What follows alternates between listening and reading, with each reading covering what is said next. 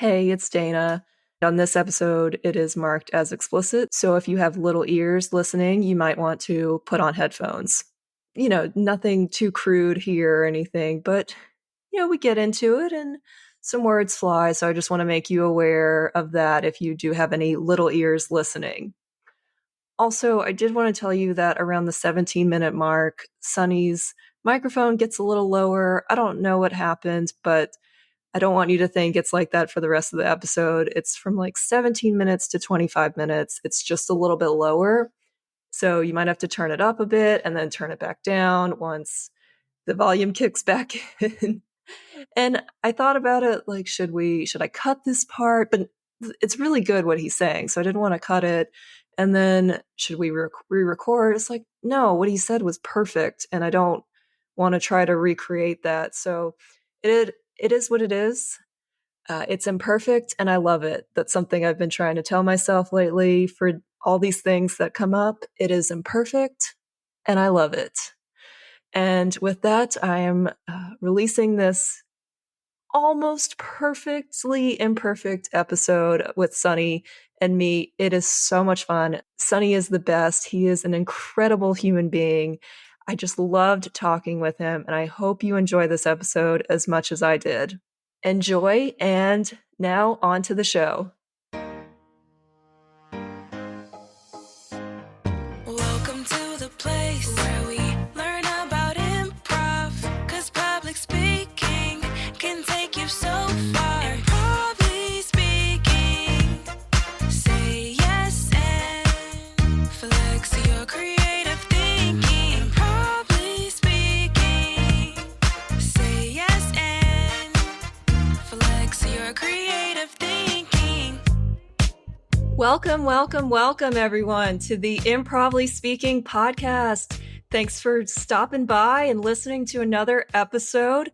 I am so excited that you're joining us today. You are in for such a treat because we have a fantastic guest on today.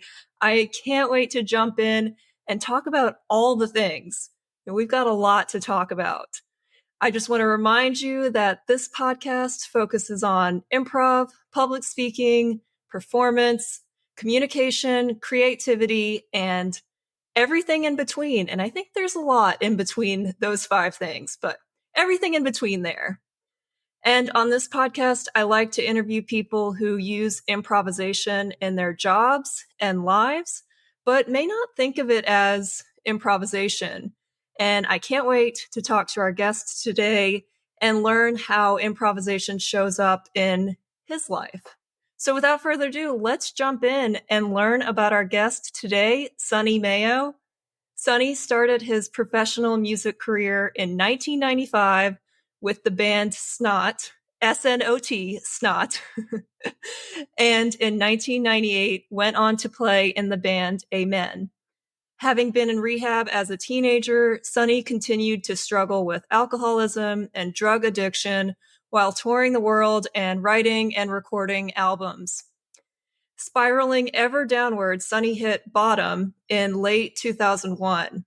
Desperate for sobriety, Sonny sought and received the help he needed in the 12 Steps fellowships. In late 2002, he joined his friend Wes Geer as a touring guitarist in the band Head PE, which stands for Head Planet Earth. And in 2005, he joined the band Seven Dust. In June 2014, Sonny joined Wes Geer again in the nonprofit organization Rock to Recovery, which harnesses the healing power of music by bringing musical instruments and equipment into treatment facilities to write and record original songs with people recovering from drug and alcohol addiction, PTSD, eating disorders, and other illnesses. I can't wait to talk about that. That's amazing. Sonny now facilitates in-person and virtual Rock to Recovery sessions, serving Air Force Wounded Warriors, AFW2, Semper Fi Fund, and other nonprofit organizations. He is also a breathwork healer and plays guitar with the Rock to Recovery band Sacred Sons. Please welcome the one, the only, the very special, very talented Sonny Mayo. Yay, Sonny! Hey, Dana. You know, it's a little different than your stage entrances, I'm sure. Yeah. But, you know, that's a nice way to be introduced. It's the same energy. I still feel the power. I still feel it. You ready to rock now on this Yeah, podcast? totally. It's Sonny. Thanks for being on. I'm so grateful for you. And you've done so much stuff. It's incredible. So I can't wait to talk to you about all the things. But Yeah, I'd love for to. our listeners, we met at Laughing Frog Yoga Studio in West LA. I started taking your breathwork classes in, I think it was around July, August this year. And I have to tell you, they have been so beneficial and powerful in my life. Like when I miss a Wednesday night class, I can tell. Like I'm struggling a bit. Like I really, really enjoy your classes. Thank you. I miss you when you're not there too. Well, you have plenty of people there. You have such a good community that you've cultivated in this past few months that you've started taking over the class. You get like 20 people at least in each class. Mm-hmm. So yeah, I inherited that group from Elsa, my colleague and dear friend, back in May, late May or June. And it's been a real pleasure. I started training, in fact, for breath work in 2019 and got certified under a man called David Elliott, who is a rad teacher. And he's so cool because he's kind of like my kind of, he wouldn't call himself a guru. He doesn't want to be that, but he's sort of my kind of guru because when it comes to the trainings, he's got a flannel shirt on, cargo shorts. He got out of his pickup truck and he's got like dirt under his fingernails because he just had his hands in his garden, in the dirt, like planting Nice. or whatever, cultivating, right? And so he's so low key and so chill, and so his technique that he got from someone else too, but he sort of branded or packaged to share with us. He kept it the brand name, if you will, breathwork, in this vague way because he didn't want to make it, David Elliott's breathwork or something, right? He really wanted to share it with all of us so that we could then take it on and call it whatever. So I learned from him, and Elsa was in my class. We were in all the trainings together. And then we ended up, she came to work for said nonprofit organization, Rock to Recovery, as a breathwork healer. But what happened is this crazy thing, this pandemic scenario occurred, and it put me in a position where I couldn't be around people. So she took over breathwork in person, and I actually just did virtuals through the whole pandemic. I have coronary artery disease, which we can talk about that too. There's a lot of stuff we can talk about, but that was one of the things that kept me locked down during the pandemic. Is that I have 5 stents, so I've had 2 heart attacks, and I was on lockdown during the pandemic. It's all good now. I have had COVID twice, and whipped its ass, and I'm not afraid like I was. His boss. Yeah. Not afraid like I was back then. The narrative was be afraid, be scared, hide in your house, don't go outside, all this other stuff. And so thankfully I stayed connected virtually. Elsa and I actually started a virtual breathwork group on Saturday mornings. Yeah. And it's still going on. Only I am the facilitator now. She's moved on to some other stuff, but it's 10 a.m. Pacific every Saturday morning. Still get 10 to 15 people from literally everywhere from, South Africa to Wales to Idaho. I think I shared this the other day when we were in the group. The foreign lands of Idaho. Yes, the faraway lands, the strange world known as Idaho. Yeah. So so it's wonderful that I got to do that, and now but I hadn't really sort of connected well in the in-person realm before the pandemic.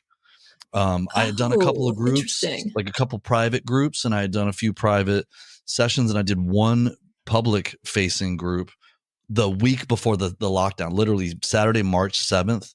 I did a public group in Santa Monica, and then March 14th was the actual lockdown. So got one got one out there. But yeah, so then thankfully once things reopened and whatever, I was able to, really connect. And it's breathwork is something I love doing, and it's just one of the things that I do. Well, one, you could have fooled me because you looked like a pro when we, met in person. I think I went to your first class. I think I was like, oh, this is amazing. Like, I love your style, love your energy. So Thanks. you fooled everyone. And of course, you had lots of experience online, which translates to in person, but it is not the same. I know. The reason that you couldn't tell is because, and I'll say this humbly, is because it is who I am. This connecting with people the way that I do, and the way that we obviously did, and what you feel from me in those situations is who I am. And so to be able to have not just one, which is breathwork, not just one job, but two jobs, Rock to Recovery, where I get to be myself, I don't know what else one could ask for. That's so huge. Yeah. Right. Because I don't know what else that's one could ask for. amazing. Yeah. I mean, I live comfortably, not wealthy by any means, monetarily speaking, but my cup runneth over with connection and love and purpose. And I mean, all the things, because it's like life, is all the things, right? All those things that I mentioned: joy, sorrow, hilarity, grief, like loss, new experience, wonder, awe, pain, right? All these things. That's life. And I get to have all those things with a smile on my face and in my heart. It's pretty rad. It is so rad. And for our listeners, we will probably use the term or the word rad a lot during this podcast. It is Sonny's favorite word. And I love that word now because of you, Sonny. So, just keep it rolling. This whole thing is so rad. It's actually my second favorite word. Oh, really? What's your first? I know, right? My first favorite word is yes. Yes? Mm-hmm. Yes. That's my first favorite word. My favorite word is yes. And my second favorite word is rad. Why is your favorite word yes? Do you have a story behind that? Well, it's funny. Well, I guess I have a story behind it. It's just like, say yes to things, say yes to life, say yes to, I mean, especially after all the things that I've been able to experience, like, hey, Sonny, do you want to do a podcast? Yes. Hey, Sonny, do you want to be in bands and tour the world and all this stuff? Yes. Hey, Sonny, do you want to become addicted to drugs and alcohol and hit bottom in a awfully painful way and then recover from alcoholism and live better than you've ever lived before? Yes. Hey, Sonny, do you want to have a couple heart attacks and go get stem cells in Panama and be like deeply depressed, but stay on the course and stay connected and recover from that stuff and be happier than you've ever been? Yes. Like that there's my yeses. I love how your stories don't have periods at the negative portions, right? Like they keep going and there's always like you found your way out too. And that's what you said yes to, is finding your way out and living a connecting life and what you deem and I see as a happy life now. Yeah. Yeah. I look at it like joy, like joyous. Yes. I like that word over happy, joy. Me too. Yeah. Me too. And I've thought the reason that, and it's by no means is it to be correcting or to be like, actually, I like to, but it's like since I have been alive for 51 years and I've been through all these things and I've like had these types of conversations where we're like, ooh, this, playing with work, like really we're improvising, right? Always. Right. I like the idea too. I look at it like jamming, like when we're improvising music and we're just like, hey, let's go be in the key of G and then we'll just jam. That's improv, right? We're improvising. And so we're like, ooh, you play a little bit and then throw it back at me. And then I play a little bit, throw it back to you. It's the same thing with this. This is the same thing. Mm-hmm. Right. I riff a little and then go, over to you, Dana. and then you, right? And so in riffing on these definitions or these like concepts, the concept of happiness, to me, it goes a little deeper than that word happy. You know, the pursuit of happiness is cool. But what do we ever attain? What do we ever get? Joy. And the joy is underlying. Like there's an underlying joy, even in the sadness, even in the sorrow. There's joy underlying that. So it's like, ouch. Yeah. Okay. And now what? Like you said, it's really ellipsis. Like I kind of live with the ellipsis. So it's like, ouch, ... Well, I love that. Live with the ellipses, right? There's no period. There's always an ellipses where you can say yes to the joyful moments that come after the sadness and sorrow. And Sonny, I love that your favorite word is yes, because improv is all about yes and. So saying yes to the reality that you're in and the scene you're in, you know, that you're doing with your scene partner, and then adding to it and creating this magical world out of nothing, you know, sheer nothing. You can say yes and create magic. So, you know, I guess my favorite term is yes and, whereas yours is yes. So there's that connection piece again. I could add that. Yeah. I mean, if it's a one word, it's yes. If it's like a concept, it's yes and, rather than either or. Right. Yeah. This is part of the thing, isn't it? This is part of your jam, right? What? Yes and? Yeah, rather than either or. Oh yeah. Yes. In improv, it's no but is the usual term where you no but, and like, for example, just having a yes and mindset would be, if I'm thinking in my head, like, oh, I want to start a business on public speaking. And then I would say, no, I can't do that. I'm not ready. No, but I don't have enough experience. No, but people will think I'm stupid, whatever. Like, no one's going to buy that. But a yes and mindset would say, yes. And I could start a podcast with this. Yes. And I know lots of cool people to talk to.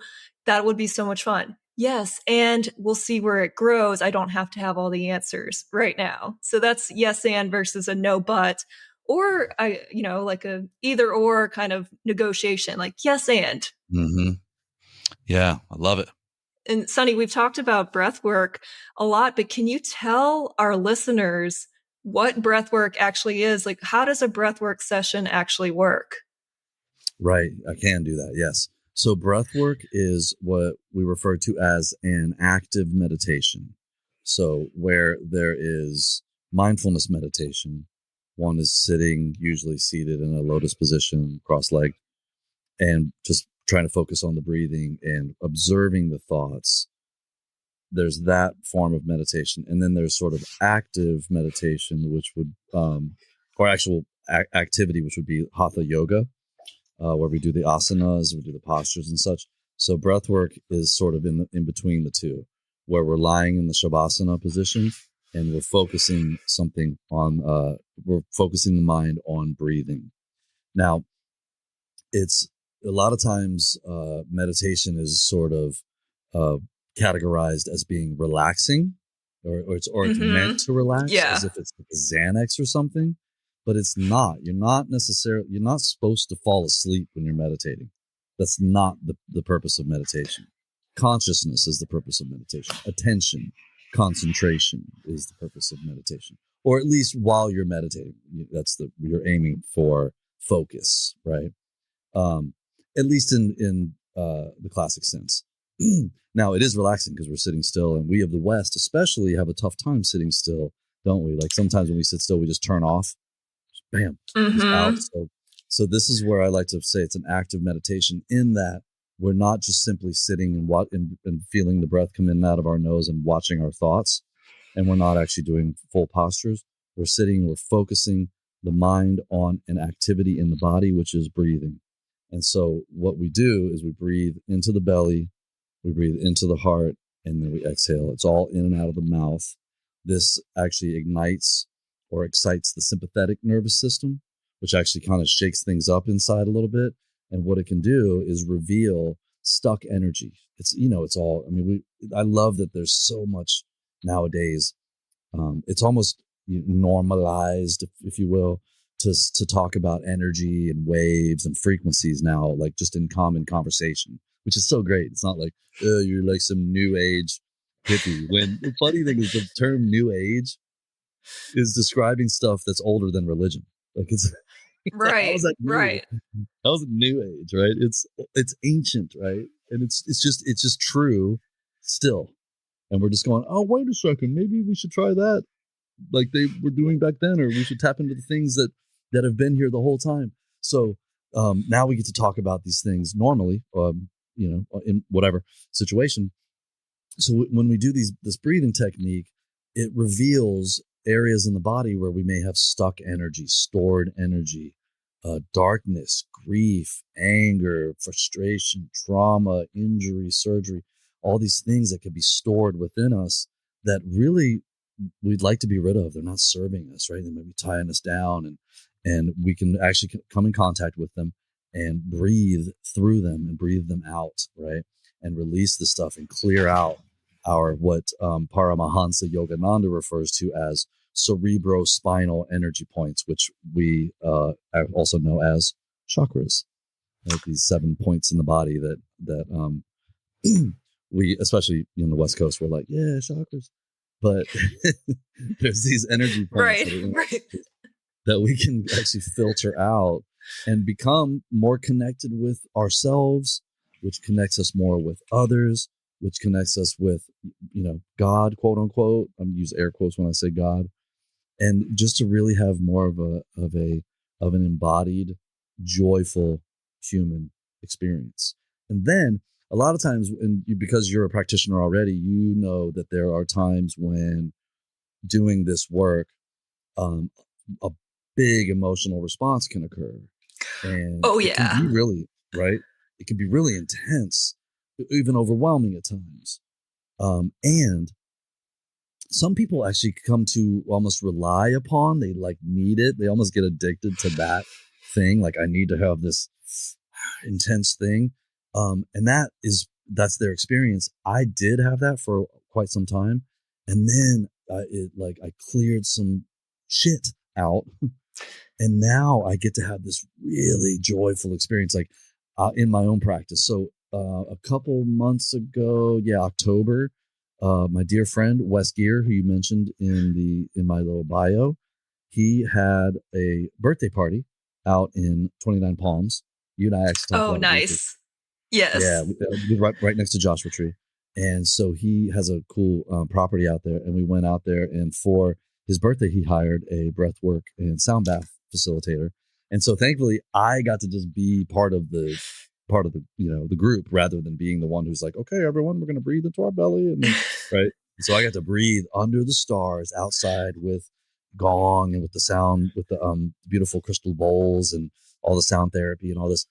And I mean, for me now, what's my practice has become now. And by the way, I'm not some guru. Like I'm not defying the laws of tradition. Like I haven't arrived somewhere. I'm not some, elevated. I mean, maybe to a degree I am, like some more than I was, but I'm not like a special case.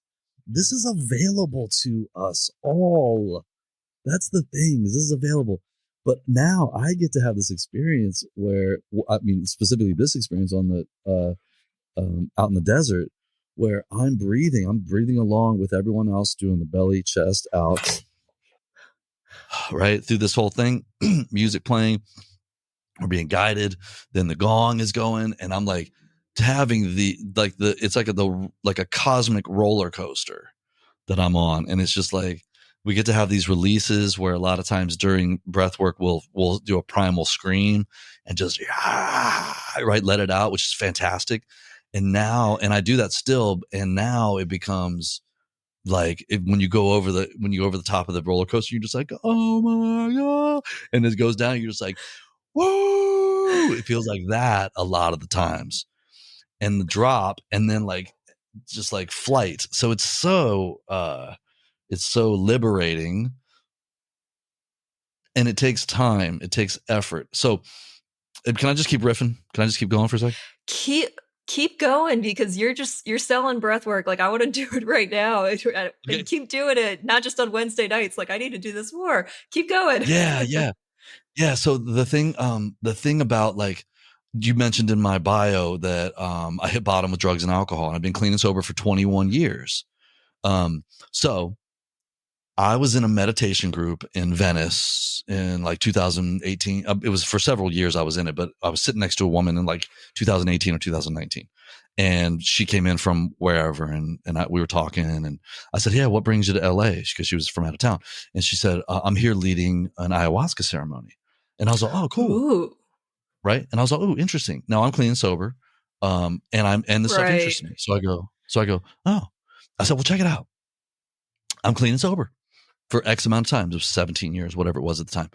And I said, "But I want to trip the fuck out. I want to trip out, man. I want to like expand my mind, but I don't really want to put anything in my body." And it's not like it's not a fear. I'm not like, oh, and I certainly don't demonize psychedelics by any means. I do not. There's some illicit drugs like heroin and meth and cocaine that I think we probably could do without. But things like ayahuasca, even marijuana, ketamine, things like that, these are medicinal substances when used in a particular way. And they're also addictive when used in another way. But I said, "Hey, I want to, yeah." I said, "I want to trip out." And I do get to trip out, but I want to. And she goes, "Oh yeah. You don't have to do anything like that. You don't have to put anything in your body. All the yogis and all the gurus say we have access to all of it. It's all in here." And she's like, "But you got to go get it. You got to work for it. It's not just like, I want it, I got it." That's the hit. That's the shot. That's the, whatever shot, either here or here. And so it's not instant. We got to go get it. And that's why there's all of these spiritual, heavily enlightened humans that, went and deprived themselves by living in the desert or in a fucking cave, or, vision quests and hunger, and put themselves to the test and tapped into something else in the brain, into the body, into the spirit that lifted them. Right. And so this is like the shortcut to it, as far as for us would be breath work. That's the type of thing. Now, the particular breath work that I do, that I, kind of known for, is that, that style of belly, chest, out. And there's many more. There are many more types. Like, we do some diaphragmatic breathing that I actually got from Hicks and Gracie. I'm not sure if you're familiar with the Gracie family. Okay, so the Gracie family is a famous family, Brazilian family, who became known for bringing Brazilian Jiu-Jitsu to the world. Oh, are you familiar with BJJ or Brazilian Jiu-Jitsu? Yes. Mm-hmm. So the Gracie family brought this to us all, right, from Brazil. After World War II, a bunch of Japanese moved to South America and brought jiu-jitsu there, and then it was sort of distilled and refined by some amazing Brazilians, particularly the Gracie family. I think his name was Helio, was the dad, and then he had 20,000 sons, and they're just all out doing Brazilian jiu-jitsu everywhere. But Hicks and Gracie is like the alpha example, and he does these wonderful diaphragmatic breathing techniques that I also incorporate into some of the pre-game and post-game breathwork groups that I do. So I tie it in at the front and at the back, right? So I kind of bookend it with some diaphragmatic breathing in through the nose, out through the mouth, really drawing in the diaphragm, opening up the front of the body, drawing that kind of stuff that I know you're familiar with it, but maybe our listeners aren't yet. But yeah, so there's like, it's like, how are we going to go get it? How are we going to go get the juice that's in here? Like, how am I going to access the juice that's inside here? Through our breath, right? I mean, that's one way. That's a way. Yeah. What's another way? Improvisation, playing music, being creative. Yeah. Yes. So are you saying that being creative can give you a high? Oh my God, yeah. Yeah. Oh, yeah. I mean, I know that too, but I guess I've never equated it to like a drug high. I don't know. Yeah, it does. It does give you a high Yeah. for sure. Yeah.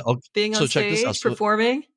Yeah. So so then there's some things too. Like this can tie into Rock to Recovery.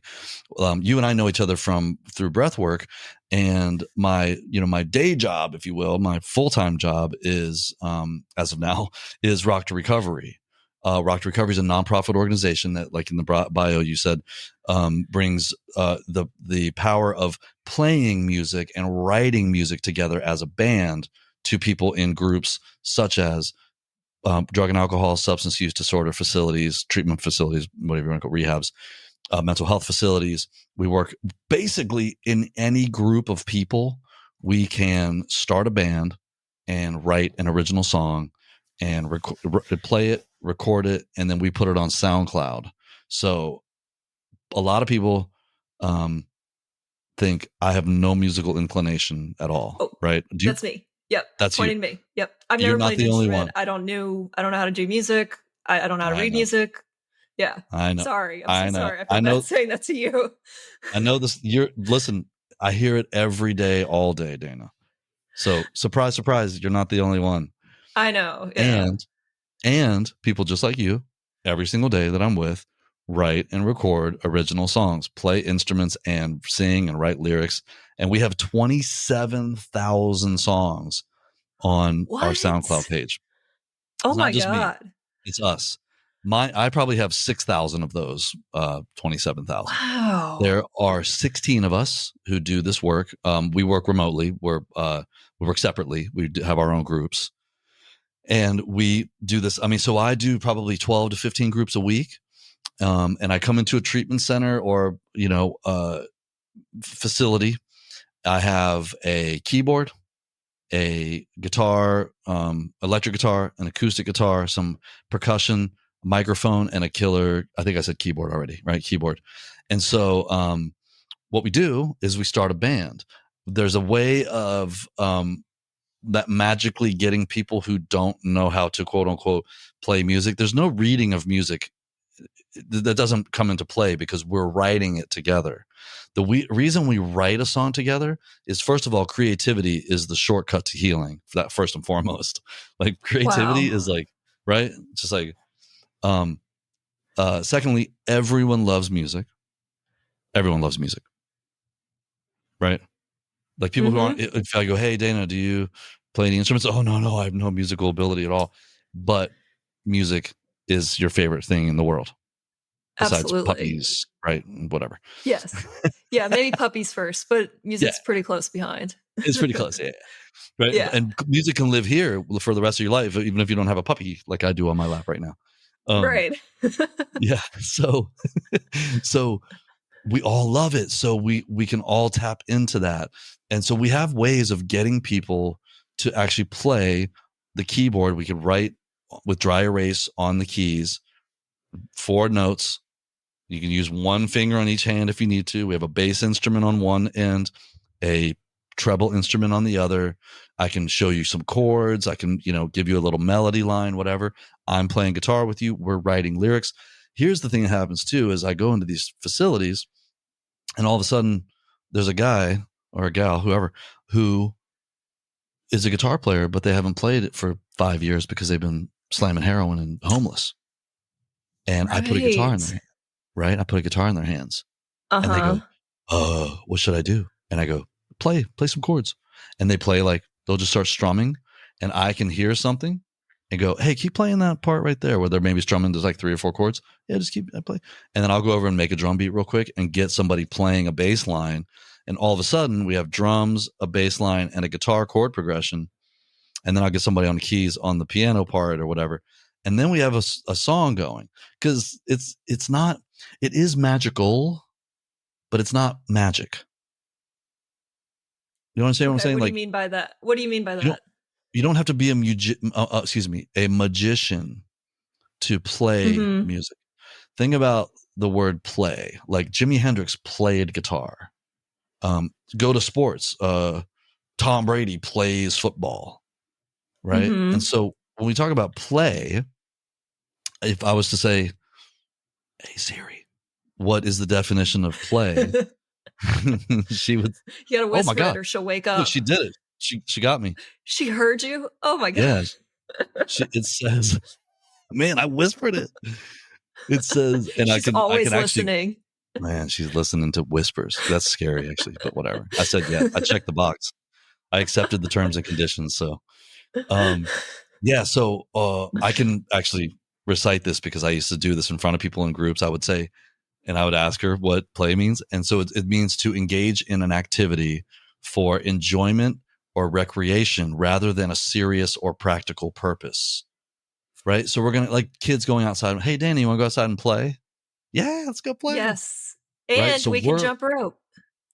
Right. And we're going to play with musical instruments instead of just like a ball or jump rope or jungle gym, or we're going to make a little obstacle course, whatever. We're going to play with instruments, and I can show you how to play with this stuff. Right.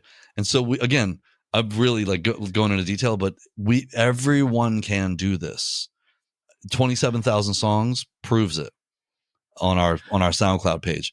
And so what happens when we play together, and we also write lyrics and sing.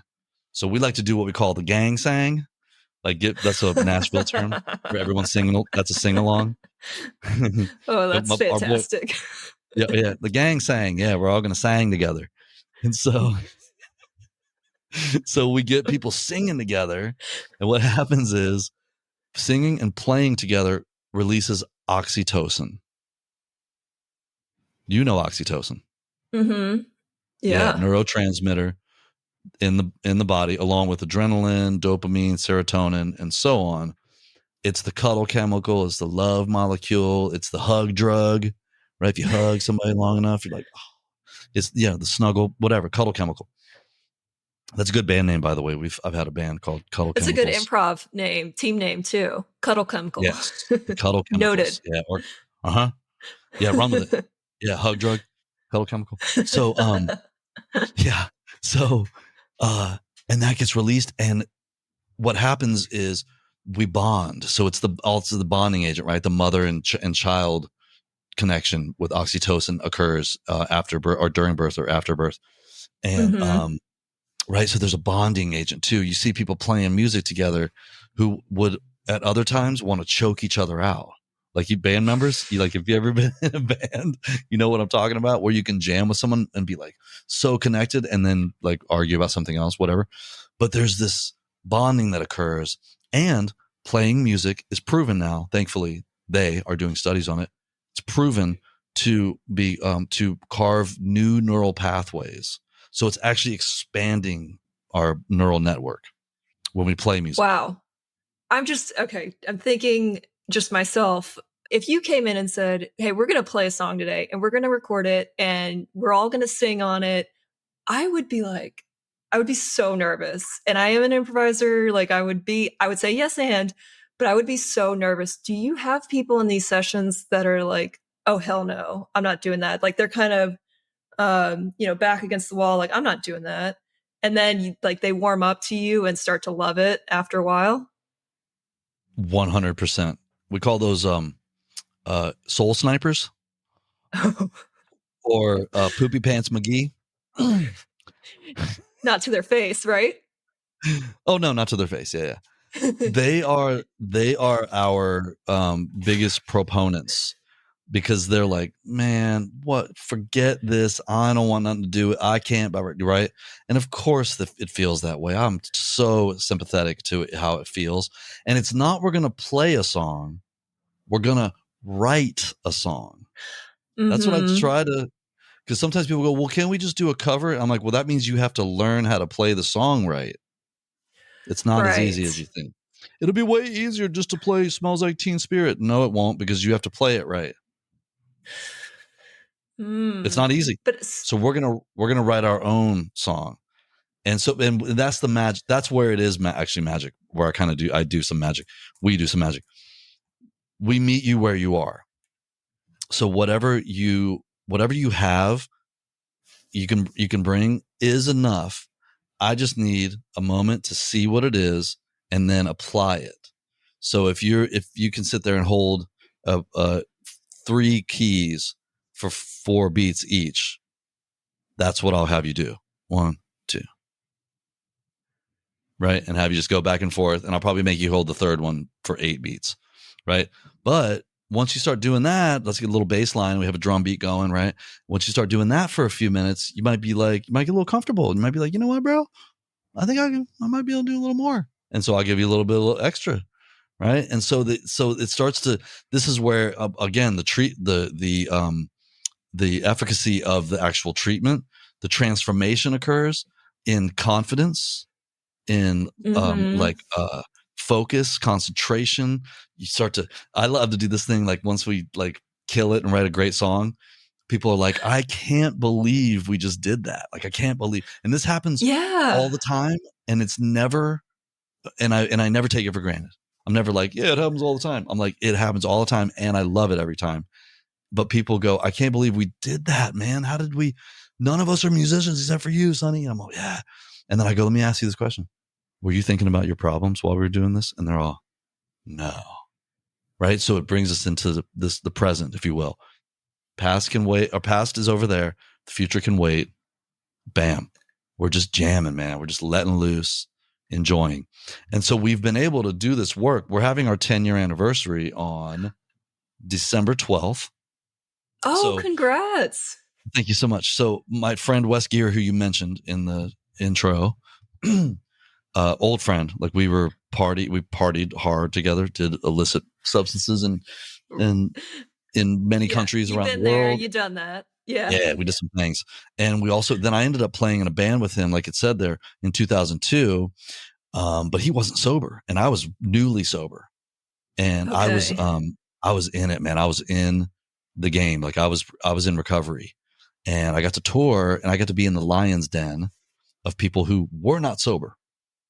And to go scriptural, I walked through the valley of the shadow of death and I feared no evil. I was not afraid to go do the damn thing. It was my job, but I did what I had to do every day to stay in that place of abstinence for one, but also to be in a place of growth spiritually, which is only helpful to recovery and pretty much everything else.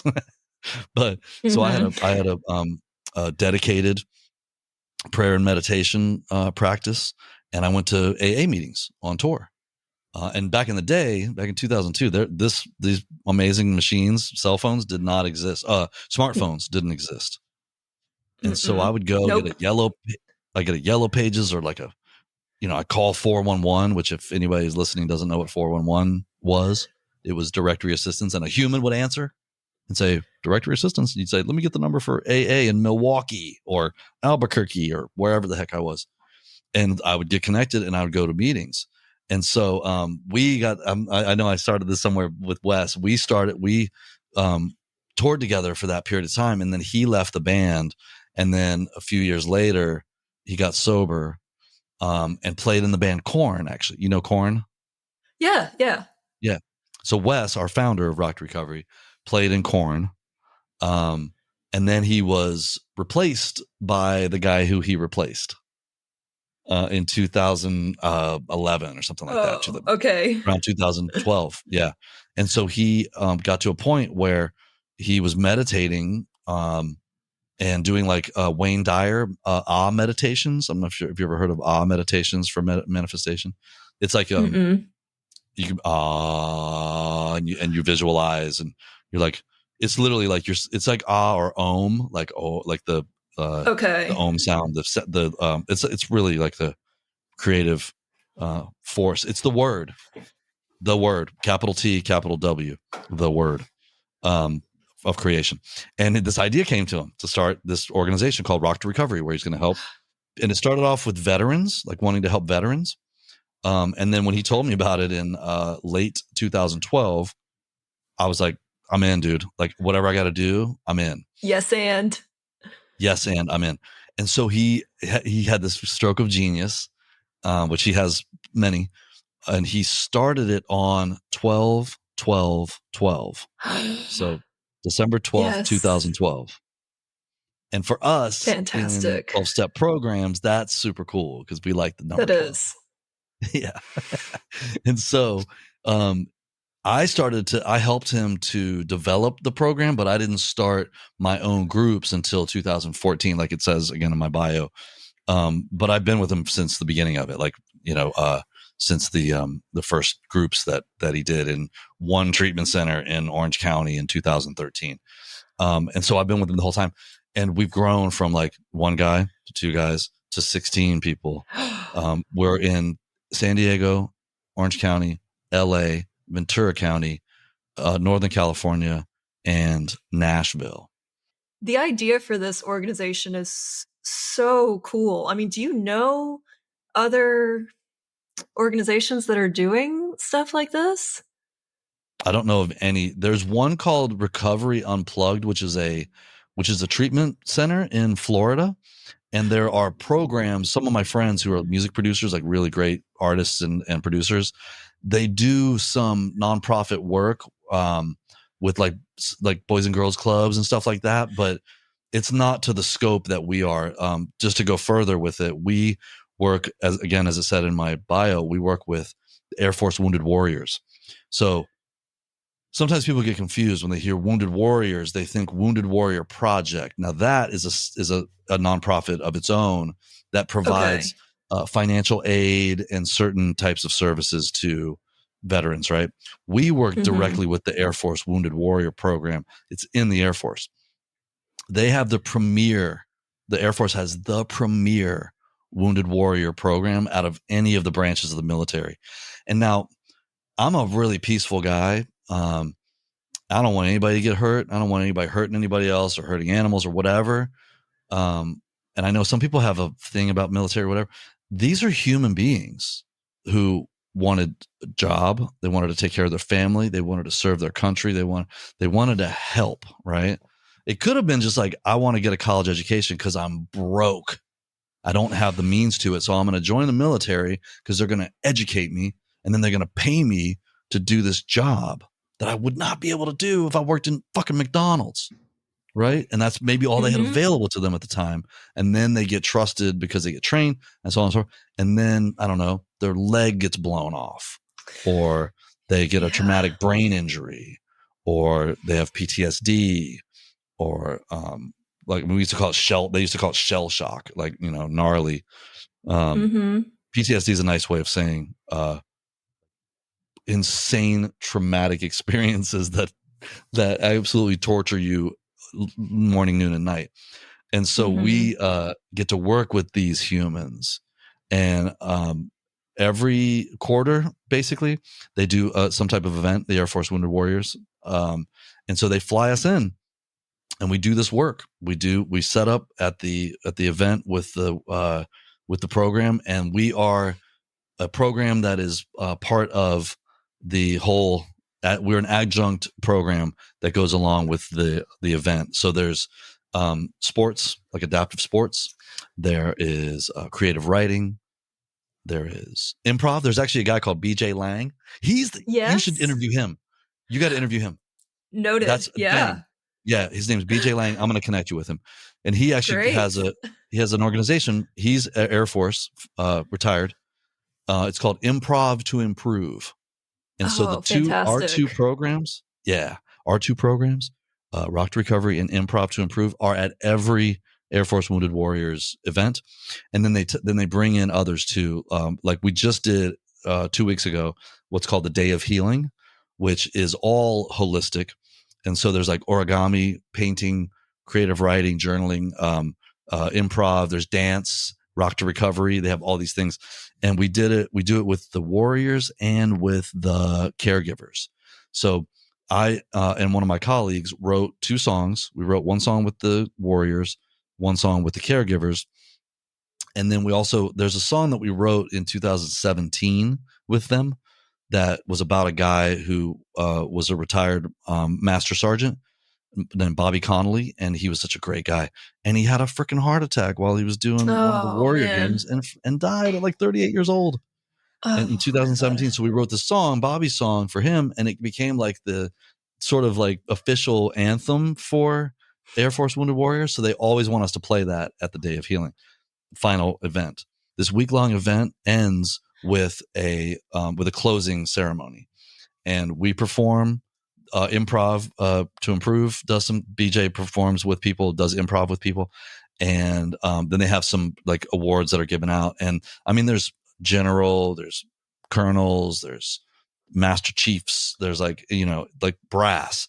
And so here I am, a recovered alcoholic addict, helping these humans who are really trying to just be helpful to others as well. And they get orders to do all kinds of things that are objectionable and that are super helpful. And they get hurt or they get whatever. And then they come to these programs, and they're caregivers too. These people are amazing. The caregivers, the things they have to deal with, right? In their loved one.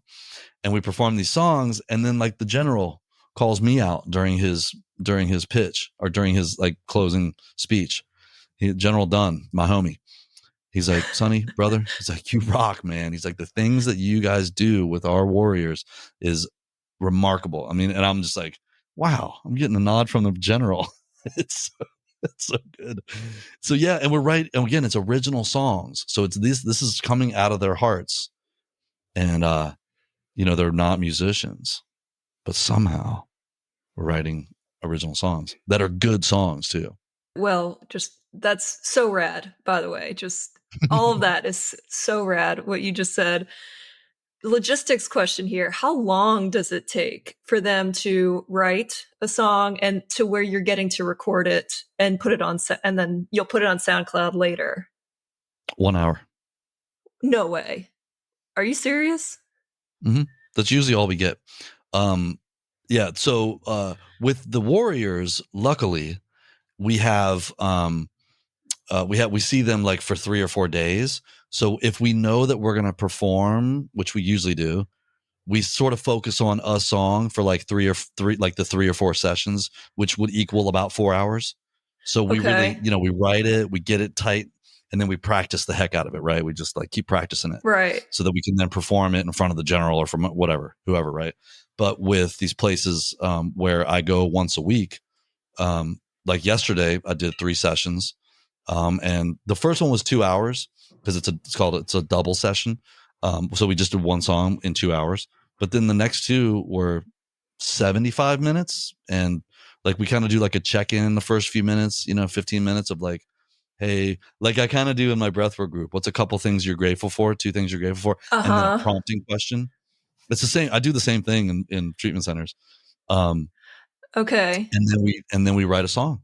And so it's, at the least it's 45 minutes to an hour. At the most, it's with the warriors and the caregivers, it's 4 hours. I thought you were going to say at least like 3 to 4 hours just to get everyone on board and stuff. I'm blown away. It's really difficult for people to grasp. Yeah. I love that you're really going, and it's difficult for people to grasp unless they see it, really. Yeah. Unless they experience it. Mm-hmm. You go, damn, how did we do that? It's really cool. It's magical. I mean, exactly. It's rad and magical. Sonny, I want to take a quick break for our listeners. Let's take a quick break. And then I want to get back into a little bit more about improv, because it sounds like you use improv a lot in these sessions too.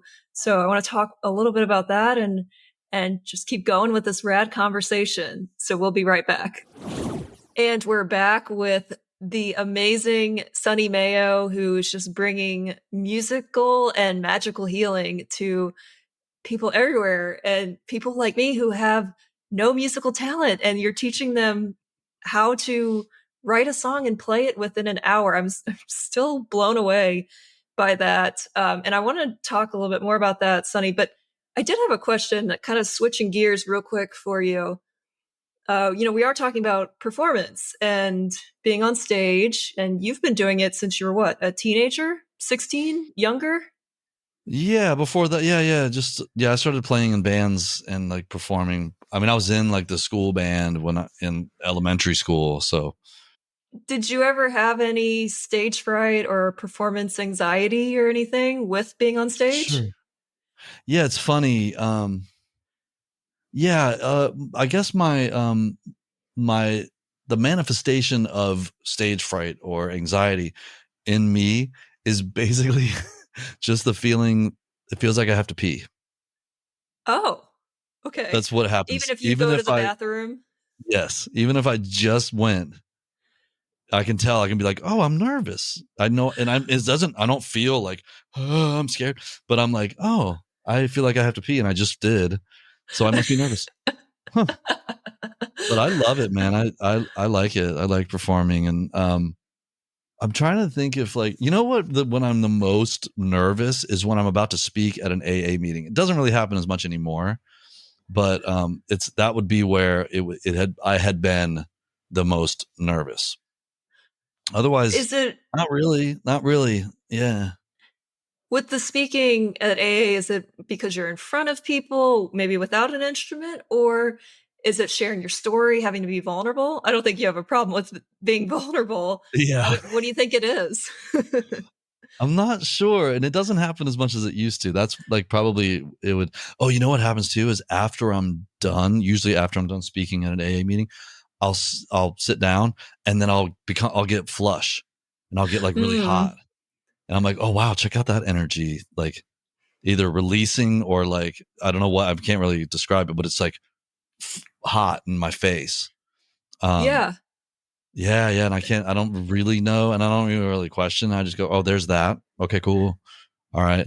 And then let's keep going. Let's move on to the next. It's like dot, dot, dot. Like, and what's next? Right. Some people get it, the red face while they speak, like me. Right. I definitely get that. But that's normal too, to like sit down and you're like, you notice how sweaty you are. I don't know the Yeah. science behind it, but I think it's because you're in like a flow state where your body's is going, but you're focusing on what you're saying and being in the audience and focusing on the audience, that you haven't focused on your body and what it's Mm, doing. So then you sit down and you're like, oh, I'm sweaty. Like, oh, I'm flush. yeah. Like you start to notice it later because you weren't focused on it before. Hmm. That is my interpretation of that. I don't know how Yeah. scientifically correct that is. I can tell you this. Sometimes if it's like an improv situation where I'm jamming with other musicians and we're doing like solos and stuff, I don't, well, uh, I know it's not even limitations. I know my level of soloing, and I would probably judge myself harshly versus somebody else, right? And so if I'm doing a solo, I might get in my head while I'm doing it, and we're just jamming, but I will probably judge myself in the process and might probably blink, blink, blink, drop some clams. We call them, like just like start dropping some clams out, right? So Oh, yeah, like I realize that, yeah, when I'm jamming with other musicians, when I'm in the room with just like people who obviously we're writing songs and stuff, I'm most likely like the best musician in the room. Sometimes we get like some insane musicians who I work really well with, and I can see them and I'm like, great. And I'll try to ask them, right. hey, help me out here. We're going to do this thing. And they'll help me. But that's probably when I would get like the most nervous and self-critical. Okay. Yeah. Wow. Even Sonny gets self-critical. I wouldn't have Oh guessed. yeah. Yeah. It's funny because probably most people who seemingly aren't nervous like Yeah. me would probably tell you like, yeah, there's definitely times where you're winging it or you're just like, oh my God, what am I doing? Mm-hmm. Yeah, and you have these amazing skills that you obviously trust, but you're still saying you trust them to a certain level, and you won't allow yourself to go past that or try something crazy different. Yeah, that's really Mm. interesting. I don't know. Yeah. And the real thing is my level is amazing. And Right. so even though that guy's level or his style is different, maybe he plays faster or something, or knows like a little bit more scales than I do. It's like, okay, but I can and do when I'm free of the self-critical criticizing, crush it inside that inside of my realm, kill it right when I Hmm. just put my heart in there. And so that's really what the point is like whatever we do it with fire, right? Do it all the way. And so that's like the realization that goes along with it. I love that. Yeah, because otherwise you might be in like competition with the person that can do scales and like, oh, I can't do that. Or for my case, like, oh, that person's so much better at improv and improvising than me. Like they were so good. Why can't I be like them? And if you're in that world, you're in your head and not in the present moment, And thinking about the we're jam limiting, we're and putting more enjoying it. limitations. Yeah, we're putting Yes. limitations on the limitations. Yeah. Mm-hmm. Well, and Sunny, on the flip side, so we're talking about like anxiety and stage fright. On the flip side, do you have a way to describe just the energy and adrenaline that you've had up on stage and performing music in any setting? Yeah. I used to do this thing when I was with this band Seven Dust for a while, and I did it with this other band too. It's not in my bio, and one of my best friends is a guy called Whitfield Crane, and he is the singer of a band called Ugly Kid Joe. Some Okay. people, yeah, you might remember on a few.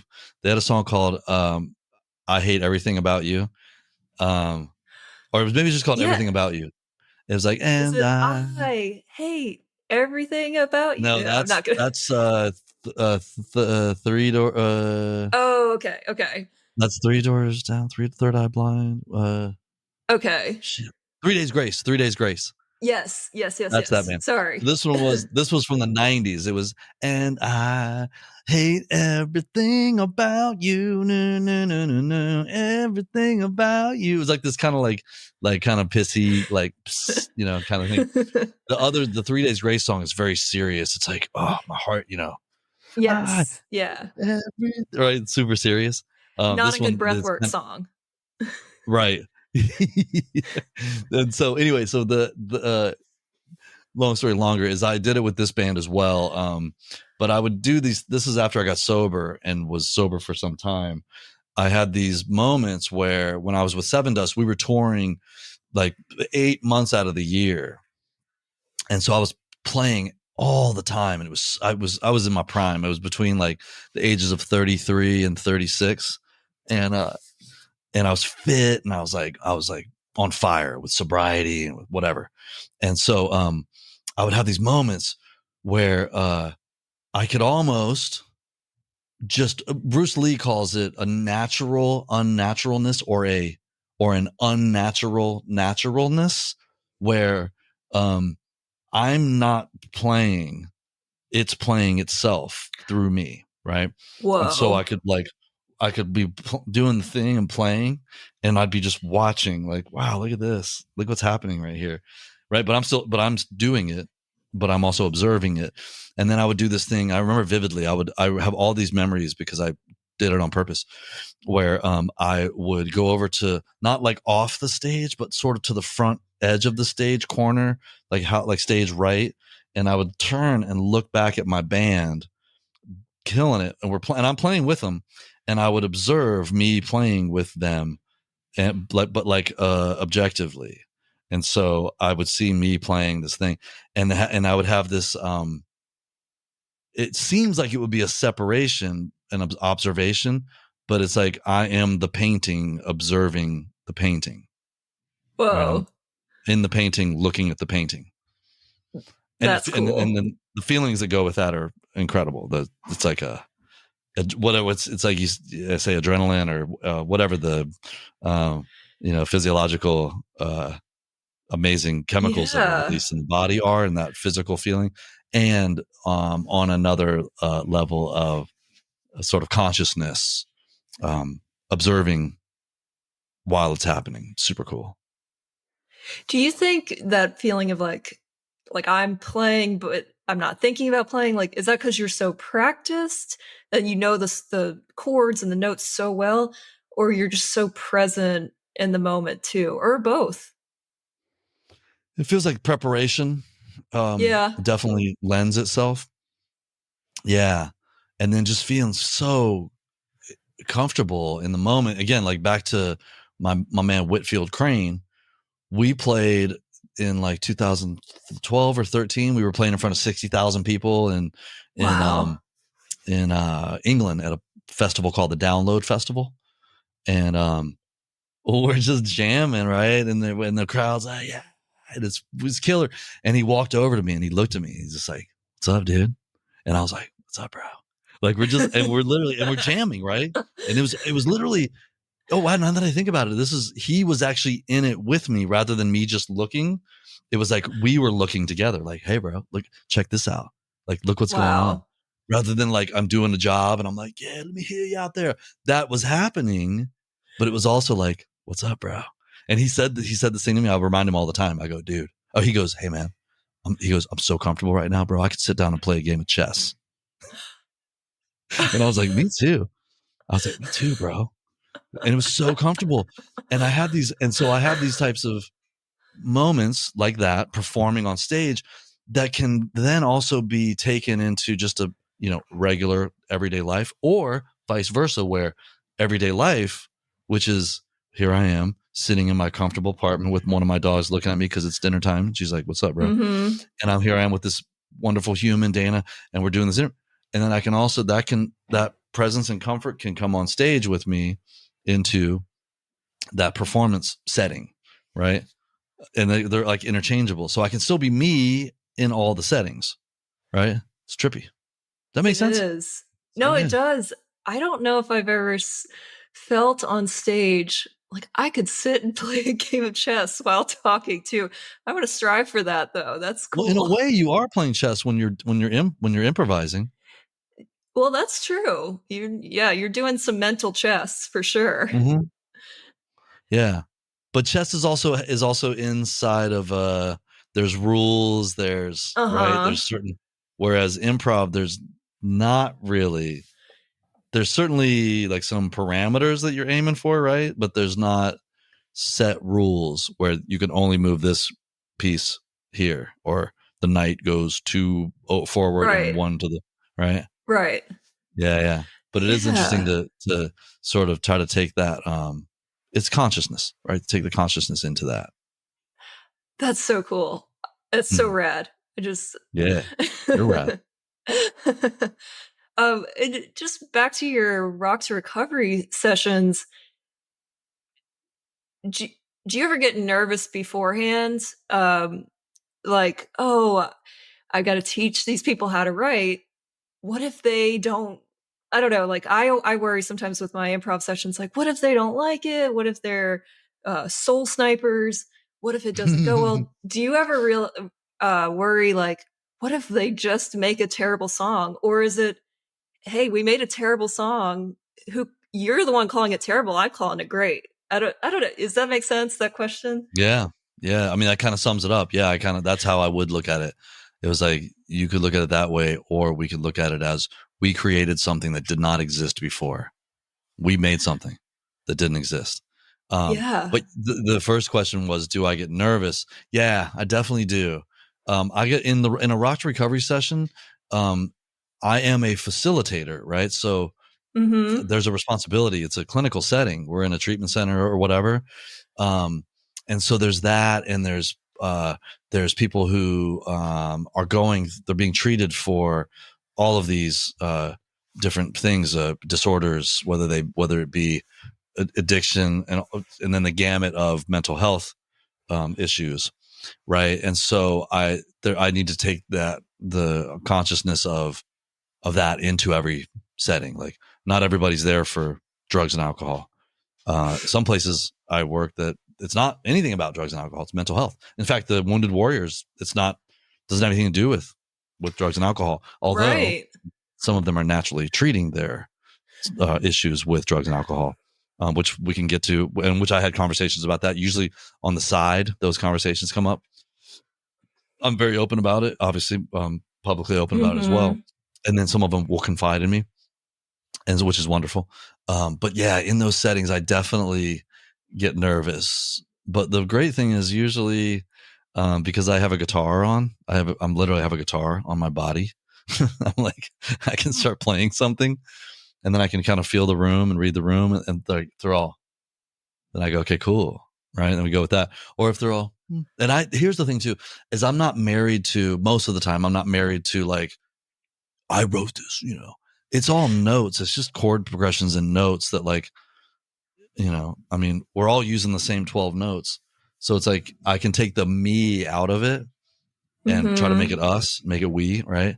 And I used to get a lot more, I used to be a lot more attached to outcomes in the groups, when I realized if I can get everybody at the very least shaking a freaking egg shaker, or just right, or stomping their feet and clapping or singing, hey, whatever, then, and to playing something on the keyboard, to strumming. I mean, sometimes I get people to play 2 notes on a guitar, bing, bing, bing, bing, right? And they're like, dude, I've never played guitar before. I go, cool, right? Then that's really actually successful. It is, to get everyone engaged. But it usually is a lot more than just that. Like, it's usually a lot more. Like, people start writing lyrics and the pen just starts moving. And we have sneaky ways of doing it. Like, you have ways of getting people to improv. We have sneaky ways of getting people to start writing lyrics and whatever.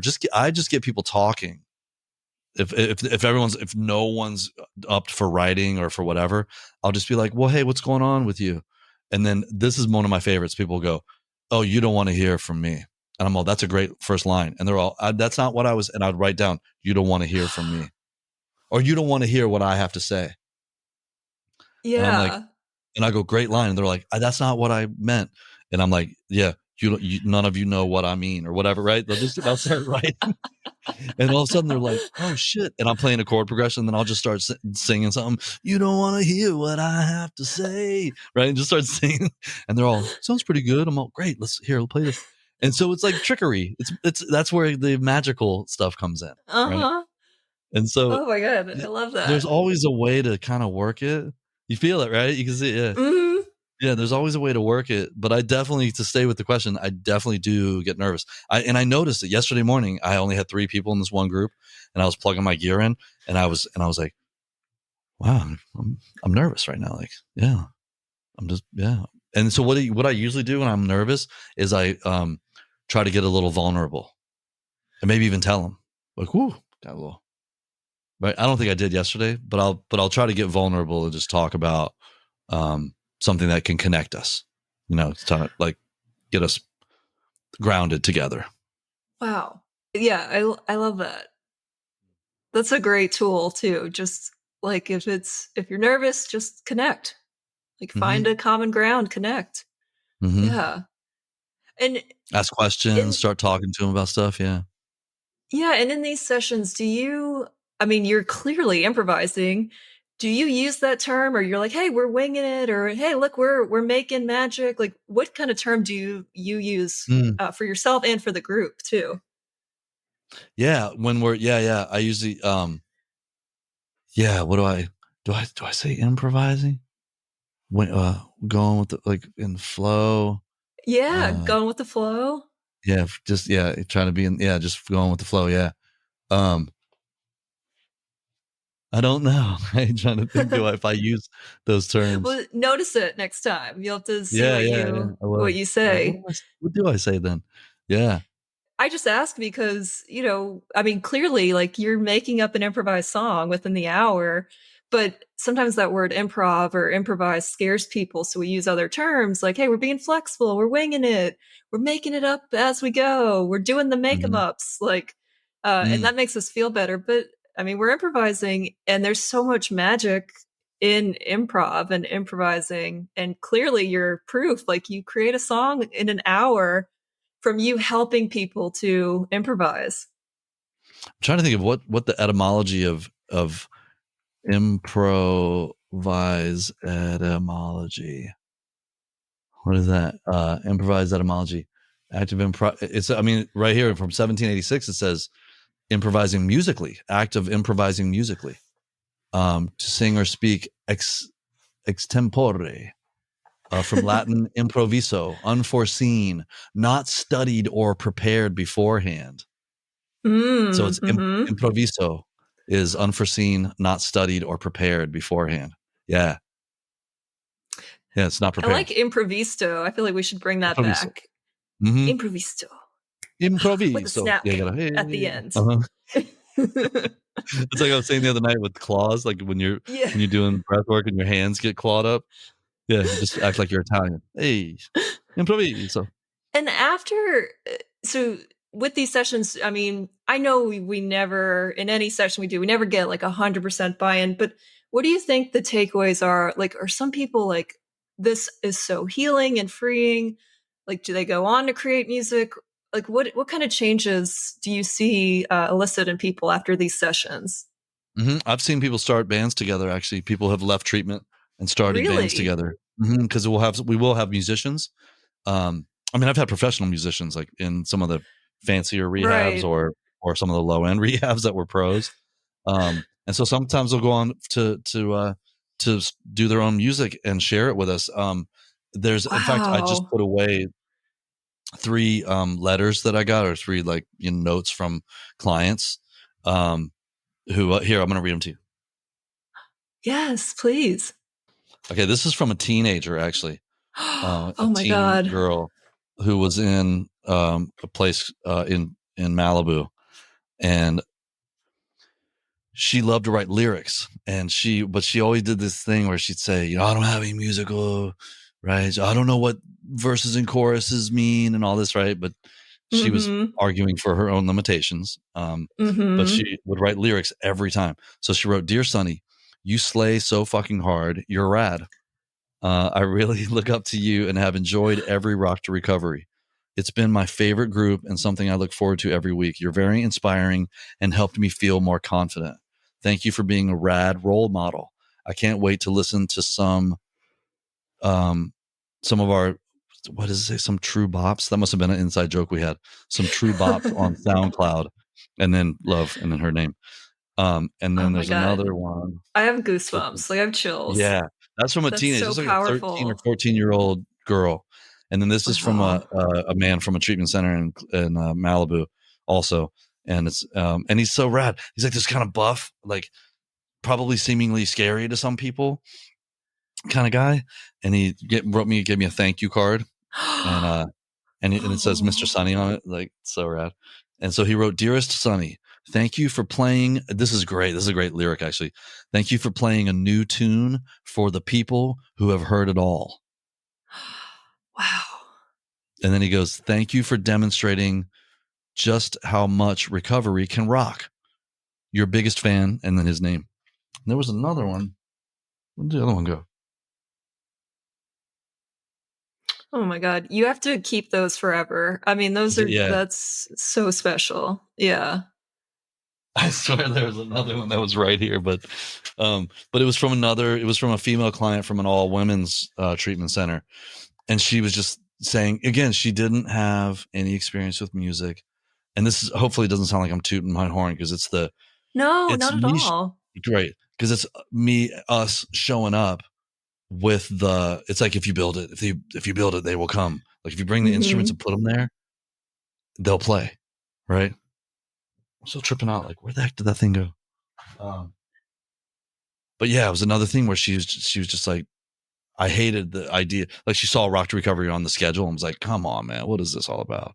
One day I came in and she was like, bro, we're just not vibing. And I was like, that's our song today, not vibing. And she was like, all right, okay. Uh-huh. And then so they were like, her and another client were like, not vibing. You trying to survive, but now we're thriving. Something like that. Like it was, Oh, that's the it was just about best. how they woke up and they were just bummed out and they just didn't want it, right? And then you write a song about it, not vibing. So those are some Oh of the my takeaways. And I God. mean, there's so many amazing ones, man. Because I've been doing this I've been doing sessions by myself for over 8.5 years. And it's just Mm-hmm. like, there is some cool magic that I get to be part of. Absolutely. Again, I think rad is the best word to sum it up. I mean, it's so rad what you By the do. way, And just so you know, your rad is actually in our training manual for Rock to Recovery. When we were developing the program, I was shadowing Wes, and he was so great. He was so rad. He's like, dude, I can't pay you, but I'll buy you lunch. And I said, great, because I was looking for the next thing. I didn't even really know I was looking for the next thing. At the beginning of 2013, I think, is when he told me about Rock to Recovery, and he hadn't even launched a session yet.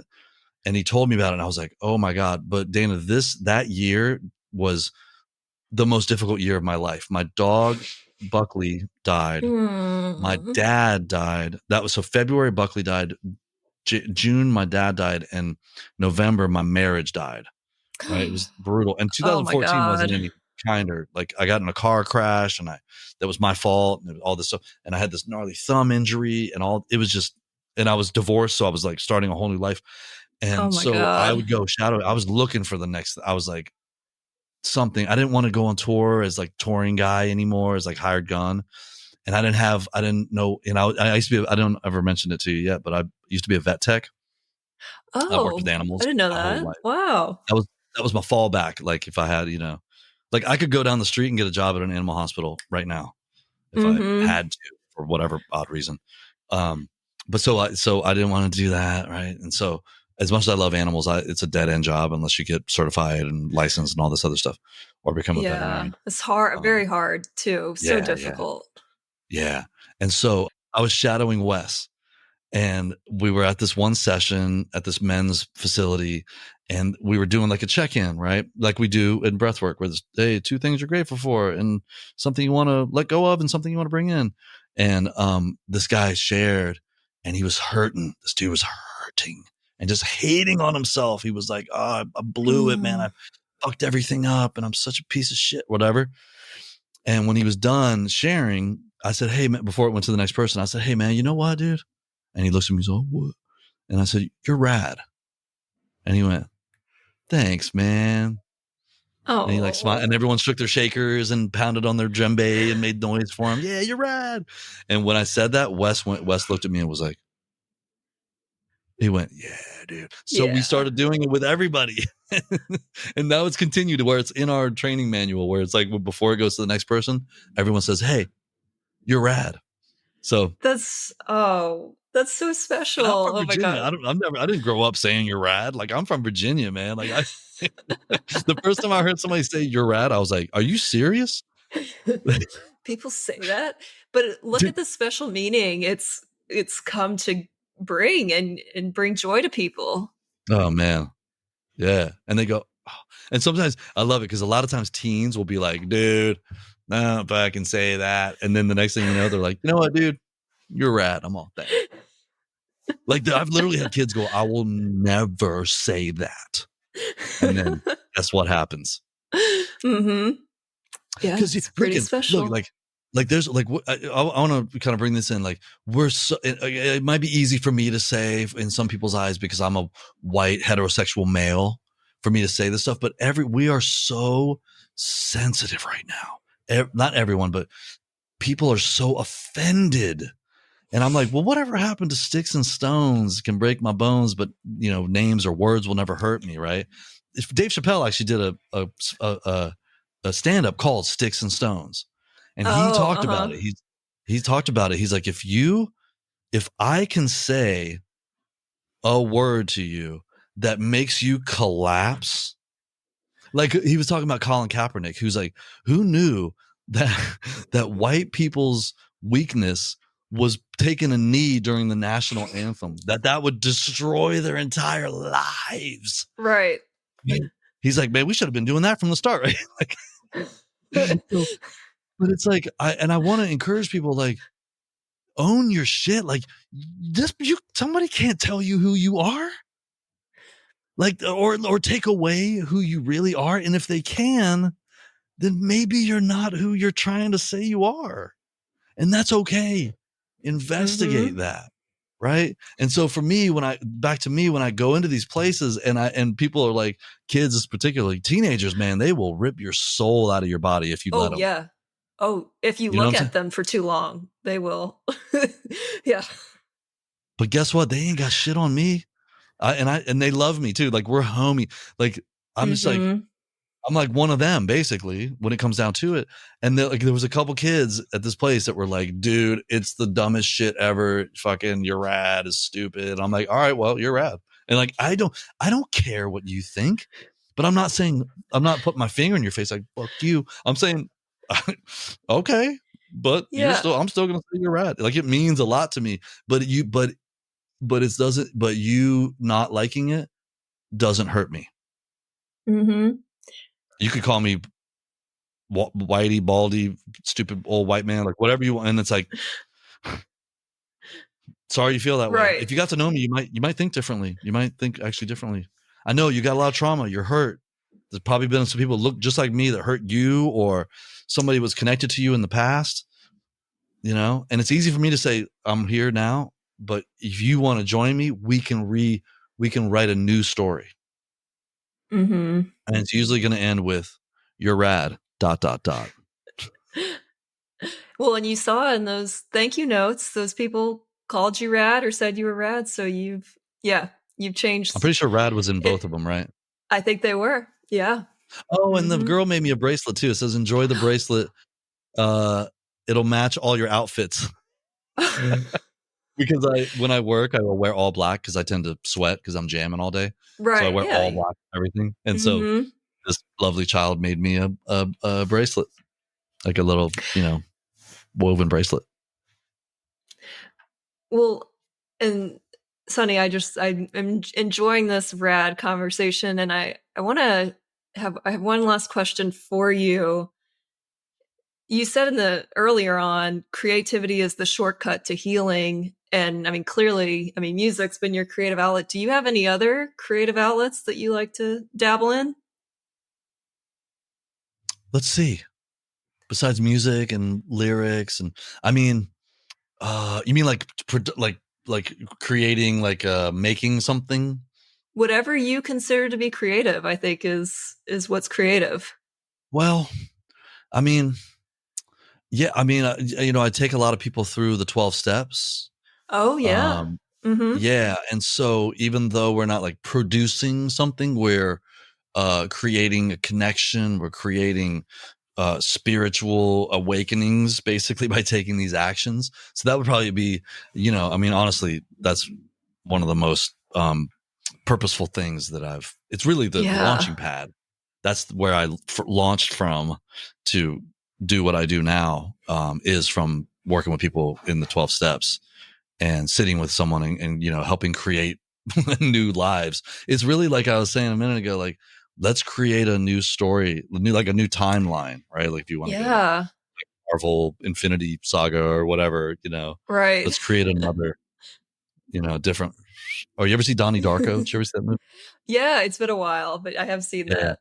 But that kind of thing, like a timeline where there's infinite choices, or I guess maybe not infinite, but a lot of choices, like options. And if you choose this one, there's a result. If you choose this one, there's a result. So let's create a rad timeline together.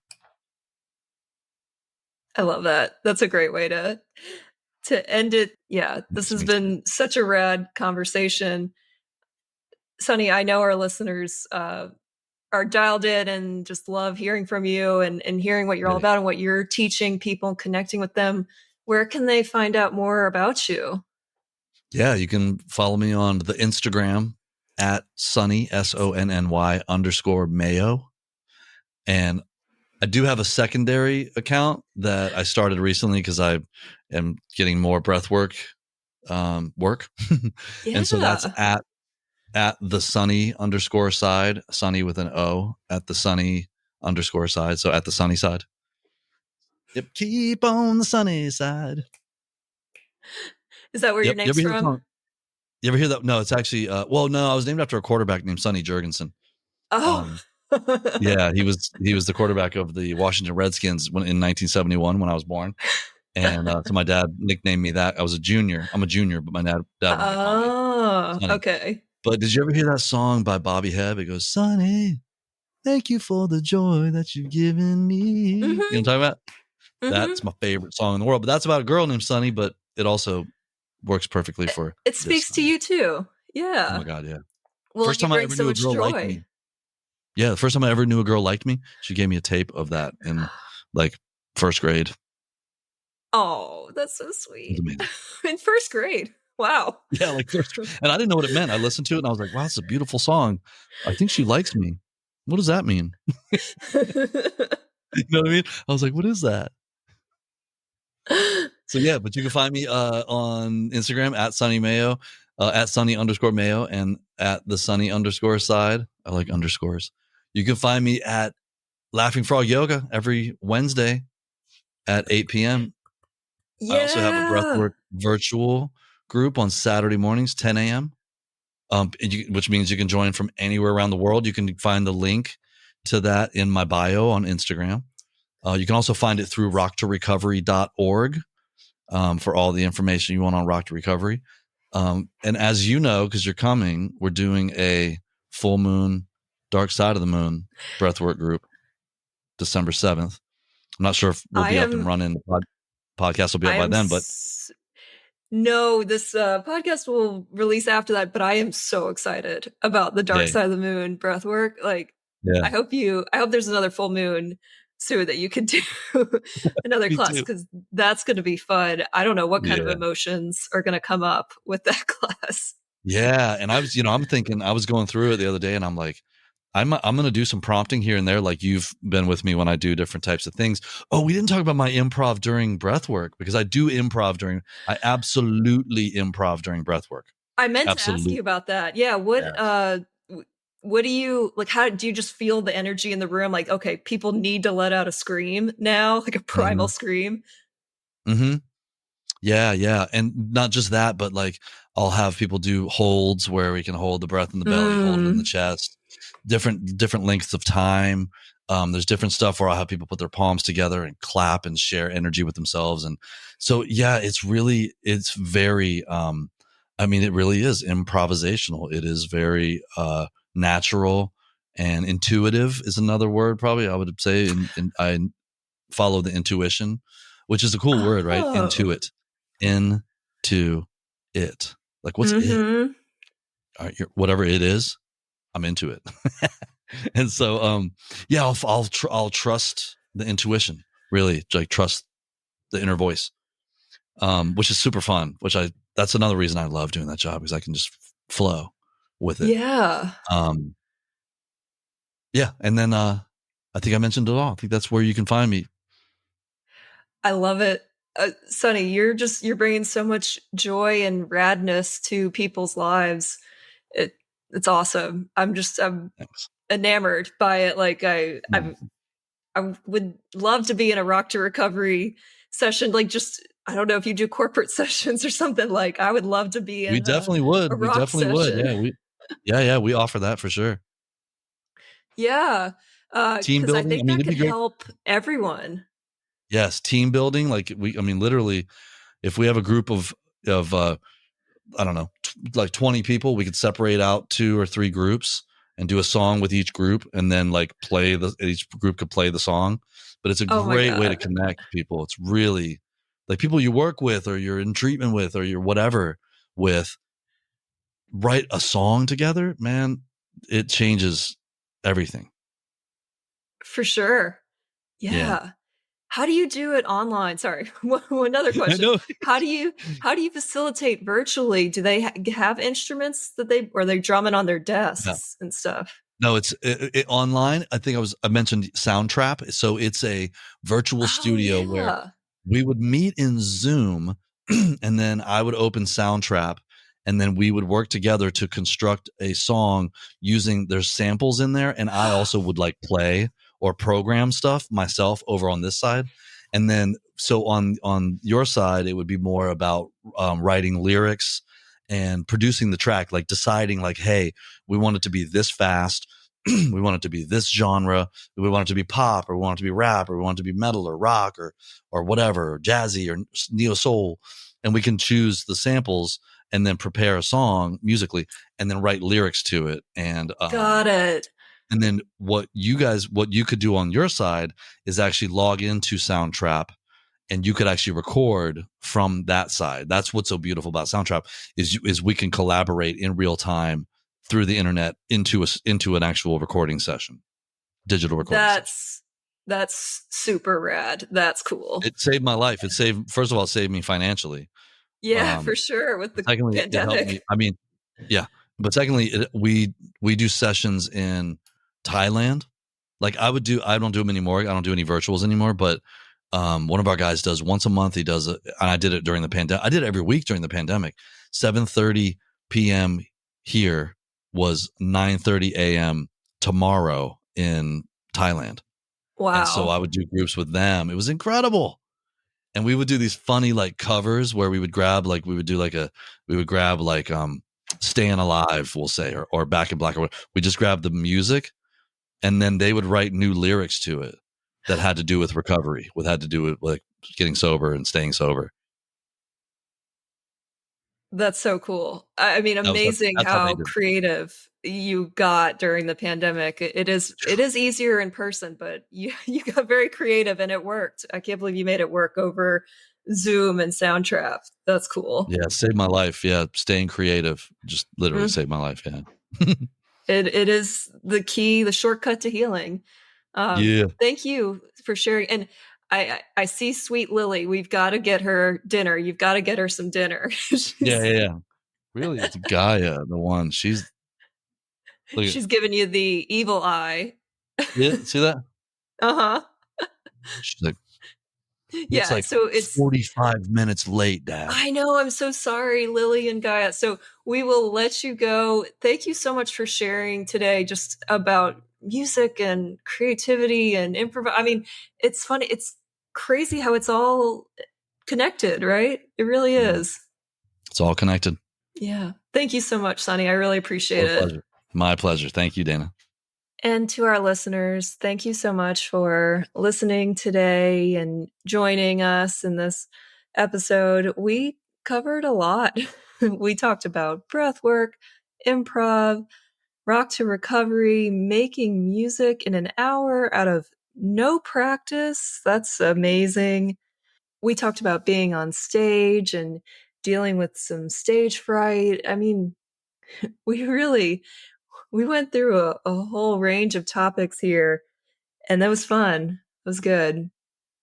I when I first met Sonny, I just loved his energy and his voice. He has a very good radio voice too, and just love how supportive he is of people, and he always wants to help people. He wants to give back because he had people help him in his struggle, and he knows what it's like to struggle, and he wants to help people in their struggle too. When I first asked Sonny to be on this episode, I was wanting to go off of the perspective and the angle of improv and how he uses improvisation in his rock to recovery sessions. But after listening to this episode and listening to us chat, I think there's a deeper meaning here too that uh, I didn't quite think of until now. But I don't talk about this much. But my brother-in-law passed away in September 2020 from addiction issues. He overdosed, and he had struggled with addiction for at least a decade. And the family, we had tried all the help we could. I mean, at that point, there wasn't much we could do. So just hearing that Sonny helps people with those conditions and those struggles, help them find creativity again to get better and to heal. He said creativity is the shortcut to healing. And I just wonder, if my brother-in-law could have had something like that, maybe it would have helped, maybe not. I know it doesn't help everyone, but it's so great that it's so cool that Rock to Recovery is doing this and helping veterans and those struggling with addiction and teens and youth and those with mental health issues and disorders. I mean, this can help everyone. So I hope to get the chance to see Sonny in action leading these sessions one day because it's so cool what he's doing and it's really being used for good. So I hope Sonny and Rock to Recovery keep doing the good work and the good fight because it does matter. It's huge. And again, as Sonny said, creativity is the shortcut to healing. It can help with healing. I want to throw it back to you. Have you found this to be true in your life? Has creativity, a creative outlet or passion, helped you heal in other ways? I can say for me, conquering my fear of public speaking has helped me heal in so many ways. And it's helped me find other creative pursuits too. I never would have done improv if I didn't conquer my fear of public speaking. I didn't like being on stage or having people look at me. I never would have signed up for improv classes if I was still afraid of public speaking. So just conquering that opened up a new world for me, and it allowed me to heal and find confidence and find love for myself that I never had before. So it's amazing what a creative outlet can do. I hope this episode helped in some way. I hope it resonated. Feel free to reach out. Let me know what came up. You can reach out to me at Dana, Dayna, at improvisedSpeaking.com, or you can reach out on social media. I'm at Improvly Speaking on Instagram. I'm at Dana Gowan on LinkedIn, or you can find out more about me on my website at improvisedSpeaking.com. This was a special episode for me, as I just mentioned, in many ways than one. They're all special episodes, but this had a deeper meaning than I first realized. So thanks for listening and supporting Improvly Speaking. I truly appreciate you. And go forth and find that creative outlet that can help you heal in whatever way you need. I'll talk to you next time.